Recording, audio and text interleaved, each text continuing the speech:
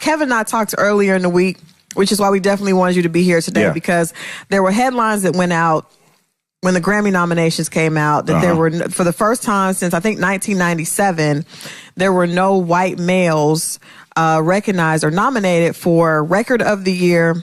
And I think also album of the year and also song of the year. And so there is a white person. I didn't even realize at first because, you know, you see the headlines and it seems so provocative. I thought there was no white person, period. But there is a white woman, Lorde, who is Lorde, who actually is, I think, I think she's like from New Zealand. The British chick? Yeah, she's from New Zealand. But that's white. That is very white, but there was no white male, and these are categories that I think up until now have been pretty much dominated by white males. So, what do you think? Do you think that this is a change? This is, I guess, cognizant. People are cognizant of a change happening, or you think this is just a fluke?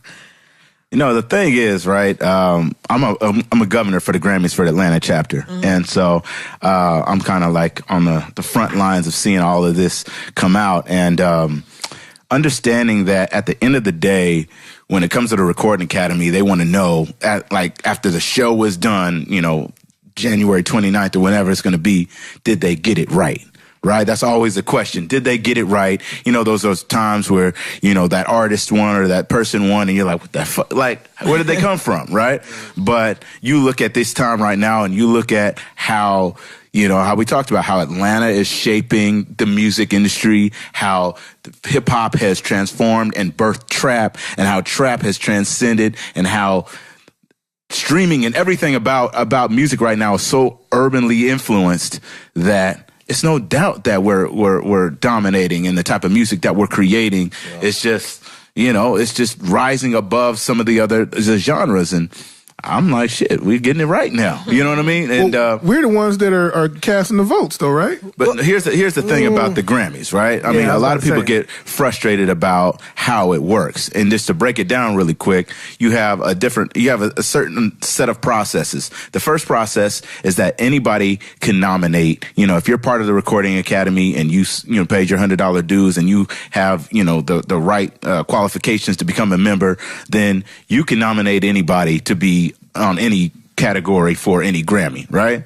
So the main thing is you want as many people to nominate you if you're an artist, whatever. Now, if you're a popular artist, you're just your label's gonna throw it in and whatever, and you're just gonna see those nominations. From there goes to the committees that says, it's a steering committee that says, okay, well, you rap, but you sing, and you also do that. Should it be R&B or should you be hip hop, right? And so they steer certain artists in certain directions to make it so that it gets to the point where we have a committee for certain genres. So R&B has a committee, hip hop has a committee this year, you know, gospel and rock and all these committees come in and say, okay, these were the top 20 that were nominated, right? And then from there, everybody in that committee has to go ahead, listen to those nominating those categories, and have a discussion like we're having right now and say, I don't know if that was it. I don't know if that was that. But these are all peers of, you know, your genre. If you're in hip hop, it's going to be peers of your genre saying that was dope, but this is doper, to get it to that top 5.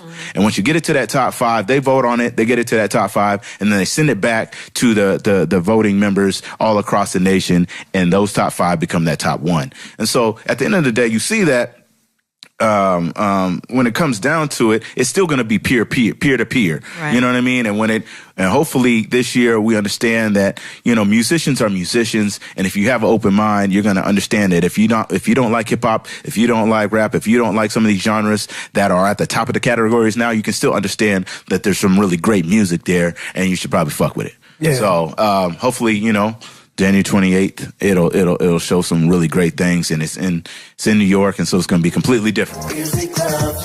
Oh, it's